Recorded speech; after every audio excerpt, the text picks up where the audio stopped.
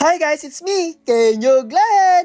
Huy, alam nyo ba na may dinarayo ngayon dito sa Bulacan na cafe sa kalagitnaan ng bukid at sa lumang bahay na talaga namang maaliwalas, mapuno, presko at maaalala mo yung pagkabata mo, lalo na yung mga batang 80s, 70s, and 90s. At ang pupuntahan niya natin ay nasa kabukiran ng Pulilan, Bulacan. Yes, Pulilan, Bulacan lang yan. At walang iba kundi ang Pulong Kabyawan. Woo! Yay! Sobrang natuwa ako sa concept nila. Nasa gitna to ng kabukiran talaga. Sa bungad pa lang ng Pulong Kabyawan, makikita mo na ang kaluwagan ng lugar nila na palilibutan ng mga puno at halaman na talagang nagpapalamig sa paligid. Maliban nga sa laki ng lugar, sasalubong din sa iyo itong malaking sinaunang bahay na talaga magpapafeel sa iyo na nasa probinsya ka. Maliban sa luma at malaking bahay, huy, pwede rin kayong magbike at pumunta sa bukid at puntahan ang bahay kubo nila sa gitna ng bukid at dadaan kayo sa mga pilapil. Ang tahimik ng lugar at ang luwang, pwedeng maghabulan yung mga kids at kung magutom naman kayo dito,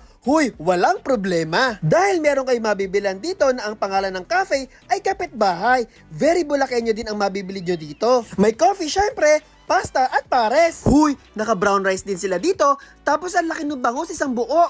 Tapos may pritong suman din sila dito at turon with cheese, very provincia feels. Try nyo na dito sa Pulong Kabyawan. Hanggang sa muli, bye-bye!